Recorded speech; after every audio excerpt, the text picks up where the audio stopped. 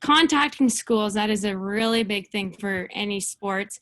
And any type of softball camps I went to that coaches were at said, you can't contact us enough. Like they're getting hundreds of requests daily on different athletes. So they might not see yours, or they might want to come back and look at you. Just bug them. That's huge in the sporting world. And that's what every coach that has been in any camp said. Don't feel like, oh, I've already contacted them 10 times. Like, just keep bugging them. And that's important.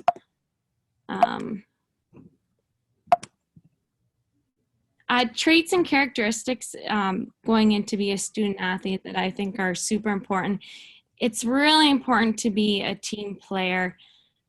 You got to be able to work with a group of people and your coaches. That is really, really important. Work ethic, you're busy. So it's important that you work hard and you want to be there, because it's not easy. Positive attitude, it's so important, and that's what coaches will be looking for, because you are representing not only your team, you're representing your school, your family. It's super important.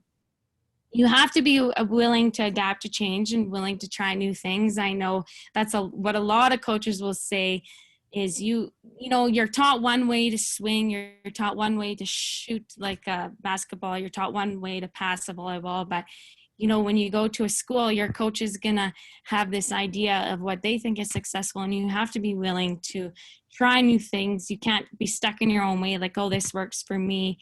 I know my first few years, my batting average was around 350, and then I had a new coach my senior season, and his ways were interesting. And I was like, I remember he had this, I had to have a broom on my shoulder, and he wouldn't let me swing for 4 weeks. And I was like, come on, coach, I'm a senior. Why am I using a broom to practice this? And he goes, just, you got to trust the process. And I did. And then I ended up having a 484 batting average season. And it was by far my best year yet, but you just kind of you got to trust the process.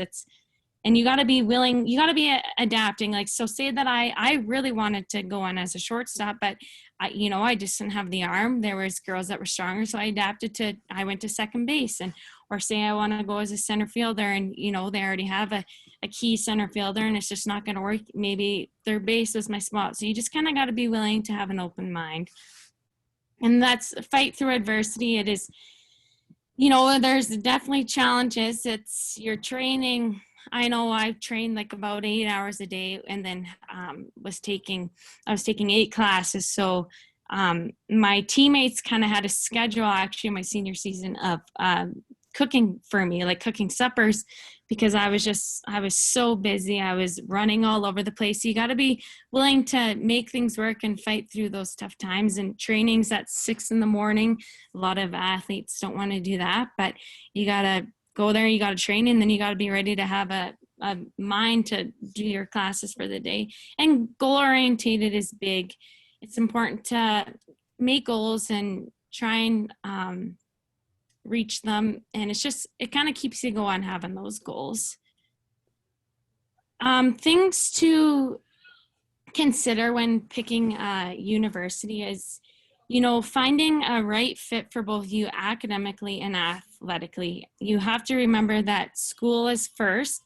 And, that's kind of what my Mr. Common was saying at the beginning, that I went to Iowa my first year, and, it was a great experience, but they didn't quite offer the program that I wanted. So, that was something that I had to make a decision about, going to a different school to pursue my wildlife science degree. So that's something to think about too. Like, you're obviously there for school first, so you have to look at the academics and make sure it's fit for you to be in it, right? You're not just going there, because this is a softball program I always wanted, because you're ultimately there to get your degree, and you just kind of have to remember that. Do you want to be close to home or far from home? That's another thing that Mr. Cameron said, is I was in Iowa, but it was 12 hours from home. So I kind of realized, which was great, but I kind of realized like, I want my parents to be able to make it to more games and kind of be more a part of my journey. So that's something to consider. Do you want to kind of be on your own and do your own thing? And if you're comfortable with that, or do you kind of want your parents to be able to be maybe a little more involved and closer to home? Living options, does the campus provide you with a living option that makes sense to you? How are the dorms? It's really important to look at that. Scholarship coverage, are they giving you kind of what you went there looking for? The amount, or how much is the school?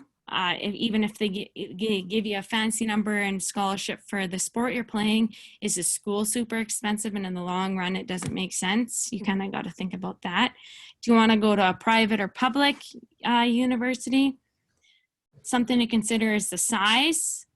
Both my schools I went to were very small, and I knew that's what I always wanted, growing up in a small town like Alameda. I just didn't feel comfortable going to a big school where the profs didn't really know you. You're just kind of a number. I knew I wanted to go to a school where, it kind of felt like family. You knew everyone. The professors knew you by name. So that's something to consider if that's important to you.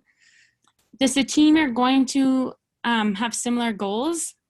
Every team kind of has different goals or outcomes they look at when getting a scholarship. Does it resonate with you? The food's a big one. Are they providing food that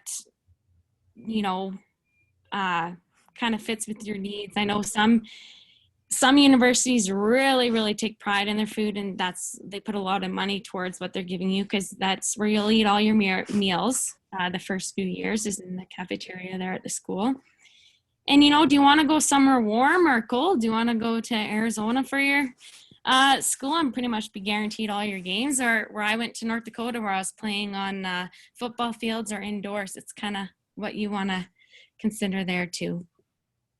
So I went to, like Mr. Kama said, I went to Iowa my first year, and just with wanting to be closer to home and just kind of a smaller school feel, and my degree was there, I made the switch, and then I went to Valley City State University in North Dakota, just by Fargo, North Dakota. The softball program and academics were a great fit for me. I just knew immediately when I went to the school, it just felt right. And the teammates that I met, it all felt so right. It was close to home, and I was so excited for my parents to be able to be more a part of my journey. And the atmosphere was just homey. I was just FaceTiming my teammate the other day, and she just said, like, it just felt like home. Like, it just was the safest place. Miss it a lot. It was a great school. What does the average scholarship cover? This is kind of a tricky one, because it depends on the school you're going to and also the division.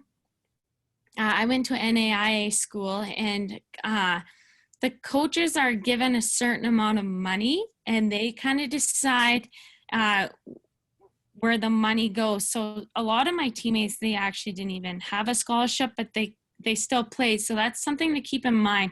You can always be a student athlete even though you're not getting paid. A lot of people just love the game, and like I would have played for no money because I just love the game. So that's always something to keep in mind. Just because you're not getting, money to play and be a student athlete, there's always options. Some players might get more than others. I know we all got different amounts on our team. So the coach kind of decides where they want to put that money. Full ride covers cost of tuition, fees, room and board, and textbooks. I think it's super, super important to ask questions when you're finding your school. Like I said earlier, school cost is a big one. So say that I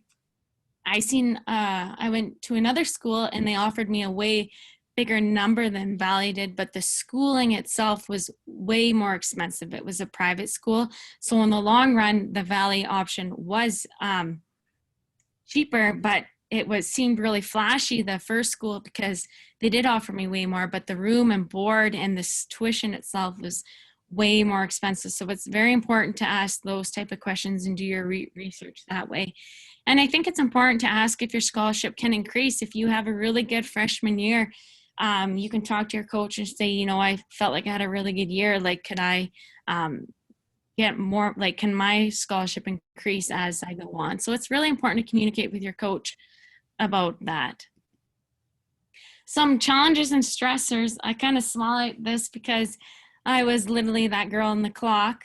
My professors always would make fun of me because I would be running class to class with my book bag and my bat. Like, I was just a mess all the time. They just got a kick out of it. The change is huge, and that's kind of a stressor. And I think anywhere you go, from high school to university, athletics or not, it's going to be a change. It's always tough. You're adjusting to a new place. You're without your parents. It's a different stressor. So it's really important, I think, to stick with it, and you have to give everything a shot. Like, it's not going to be easy. It's different. You're not practicing 2 days a week. You're practicing every day for hours a day. The stressors of school, being away from home, time management is a big one. You're juggling both a sport and schooling. So I think it's super important that you can't procrastinate. You have to use your time wisely. Like I said, in my senior season, I would wake up at 5:30. I'd go train from 6 till 7. I'd go to class at 8 till 10. Then I would have hitting from 10:30 till 12:30. And then I would take a 2-minute lunch break, and then I was off to class at 1. And then we would have meetings just for mental aspect of the game at 3.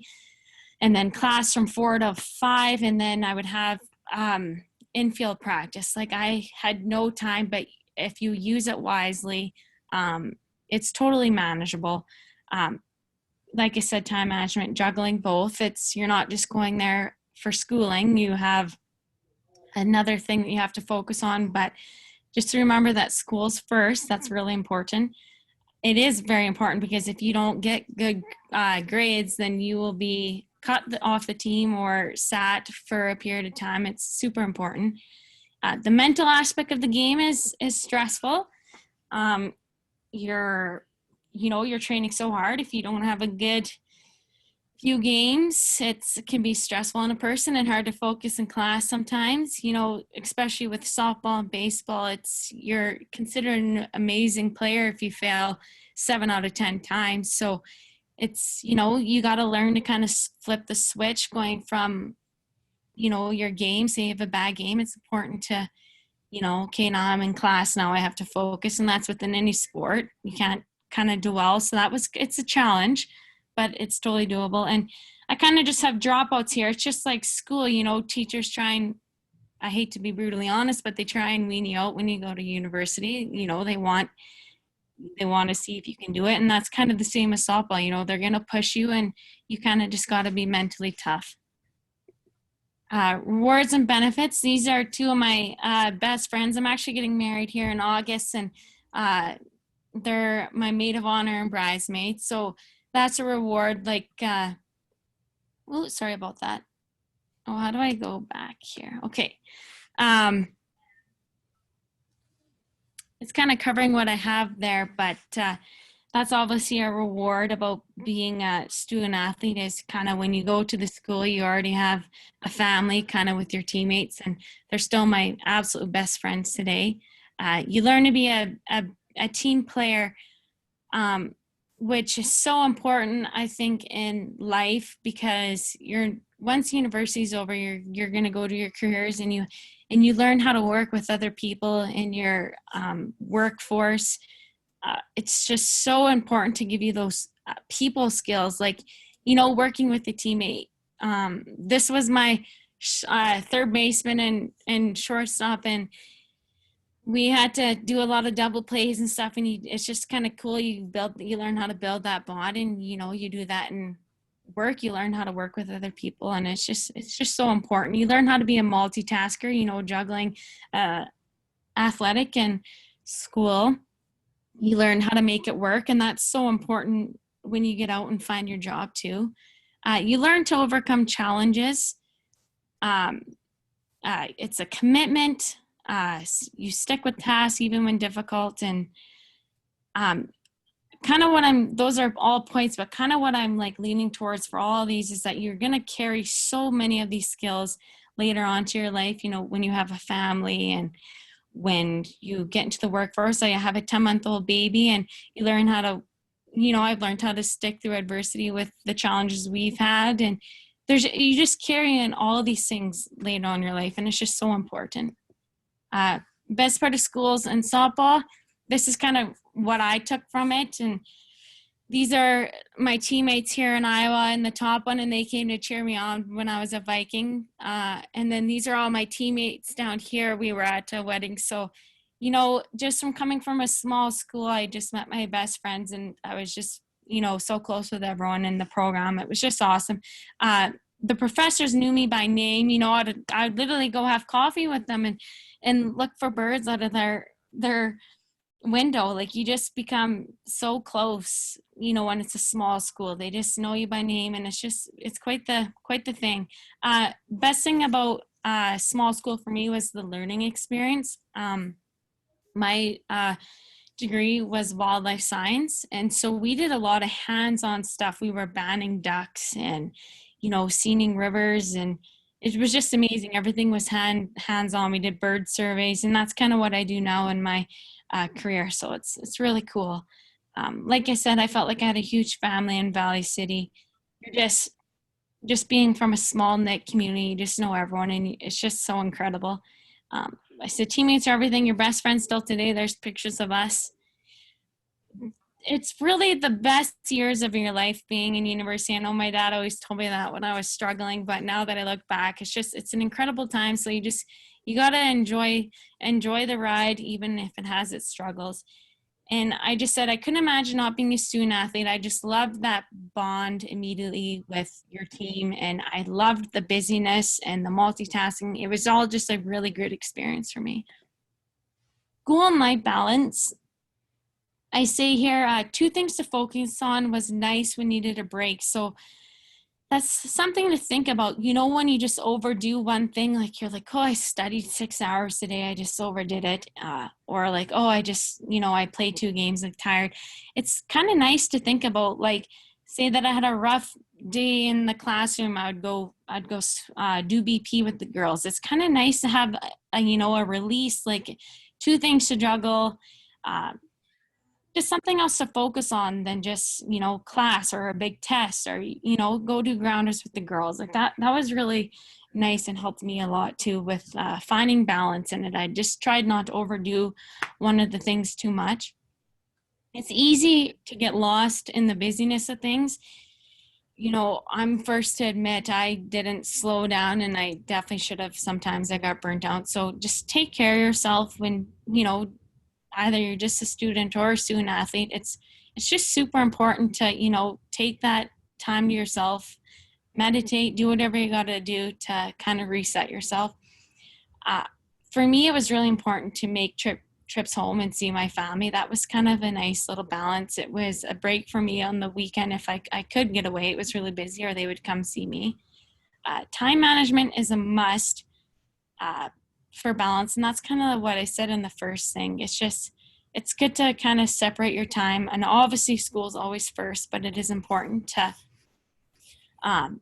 when you do have a window, and I say this, use your time better, because you have those windows. I knew I had a certain amount of time to get a task done. So what, it's kind of nice because you don't really procrastinate, because it's like, I have this time, or I'm gonna fail this test, or I have this time to get better at my sport, so I have to use it. So it was kind of nice that way, when you just, you don't have all the time, like, oh, I can watch an episode of Grey's Anatomy or whatever. It is kind of nice being busy, and then I did manage my time better, I found, than having excuses or, ways to relax and just kind of stay busy that way. And like I said, obviously have a blast. It's really important. That's part of the balance, is you're not just there to, school and athletic. You're there, you have a lot of friends. You got to have fun. It's the best years of your life, and enjoy, what's to offer there as well. So what other types of scholarships and opportunities? Like Mr. Cameron said, there's many, many options. Like, it's incredible what you can all kind of pursue. you can't also forget that academic scholarships. You know, there's high school scholarships, there's bursaries and awards. You know, I applied for some when I was in graduating and got a few, so that's really important to look for stuff like that. Entry scholarships, your ACT. So if you do really good on your ACT, then that'll help you out in your university. So that's really important if you do choose to go to the States. Kids to hear this. Very good. Apply for scholarships in your program at your university. There's those options. You know, there's volunteer opportunities. I just wanted to kind of touch that for athletic. At my school, there was baseball and softball, basketball, cross country, football, golf, track and field, and volleyball. And that's another very important thing. Every school is so different. You know, I have best friends that are in dive, wrestling. There's so many options. So it's really important that when you're looking for your schooling, that, you know, this is what I mean by it has to be a good fit for you. Like if you're going in for a program, it's important to see what your what programs they have for you or offer you, and then, you know, if the athletic works. So for instance, if you want to go in for wrestling, then you obviously couldn't pick the school even if it had your dream academic program if you want to be a student athlete. So you really have to kind of do your research, because not every school offers the same academic athletic scholarships. Here. What advice would you give students looking to further their education? This is me out here banning ducks. That's a wood duck here. This was at my university. So that's just kind of what I mean about hands-on. For my experience, find a program that fits for you. I think, like I've said this whole time, is super important. For instance, my Iowa, the sporting was great. It felt good, but it just, you know, in the long run, my program wasn't there, and that's ultimately what I was there for. So I needed to make the change. So that's another really important thing to look for. If you do go to a JUCO college, do your credits transfer over to the four-year program that you want to. So that is why I was so busy in Valley City, and that's where a mistake was made, is none of my classes really transferred. I think maybe 2 out of the 10 I took. So it's really important to look into. If you kind of know, if you go to a JUCO, a 2-year program, and you know you're going to transfer to a 4-year, look at if those courses are going to transfer over to your next. So pretty much I was starting fresh, and I was a 2nd-year student. So that's super, super important. You have to do your research on that. I made a mistake in it. In that kind of way, and I really, really was busy my 3 years. With that being said, you don't always have to rush into something, you know, because a lot of the times they are just prerequisites the first year. Like I was a wildlife major, but I was in drama and dancing and singing on the stage, but that was just one of the prerequisites I need to take.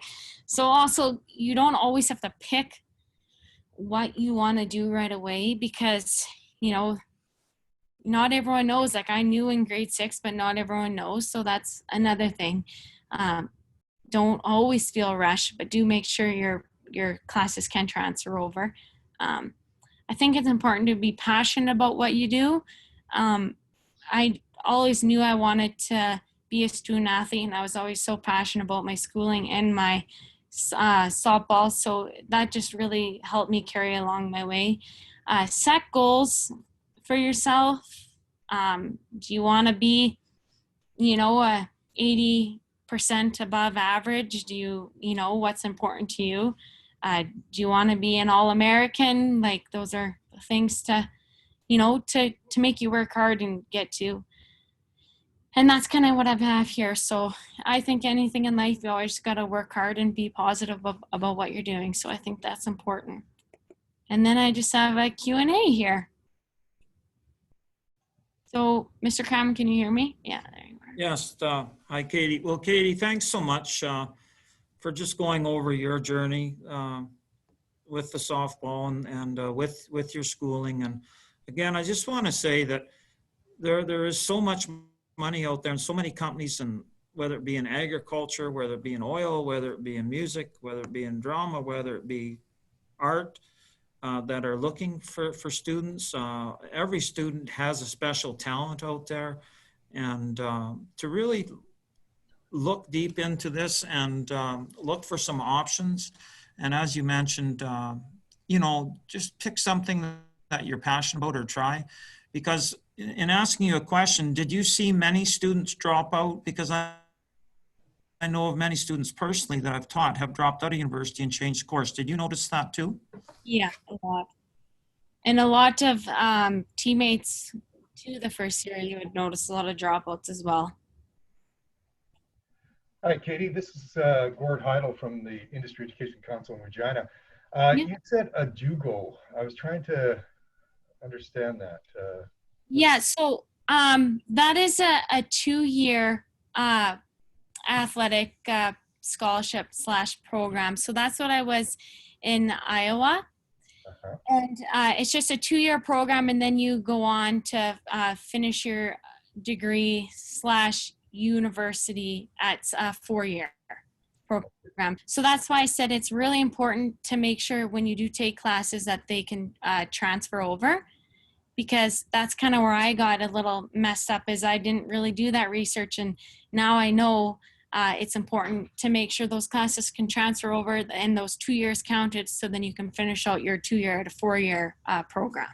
Is that what we would call, hi, my name is Renette. Is that what we would call a junior college? Yes. Yeah. Yeah. Betcha. Yeah. Perfect. Sorry about that. Just kind of a Nope. plan. Hi, Kevin here from SunWest. As a former career counselor, I always found it difficult when we, had a few student athletes that would apply for, American schools and stuff like that, but it wasn't something that happened all of the time. Right. So the college admission testing process, like I always found that it changed over time. I was always worried as a career counselor when they came for my help. Am I doing the right thing here? What did you guys do, or is there some suggestions about that? All I had to do was take the ACT, and that's what the universities went off of, was what you kind of scored there. And that's kind of that's a huge thing, is the ACT or the SAT, is it? Or yeah, SAT, I believe. I took the ACT. And that was kind of a big thing of how they looked at your entry level and what you could, that's kind of what they score you off of. And then right when you get there, the first day of university, you sit down with the counselor, and they kind of set you up with classes and give you ideas for programs if you kind of don't have an idea or anything. But that is the main thing, is taking that test, and that's kind of what they go off of.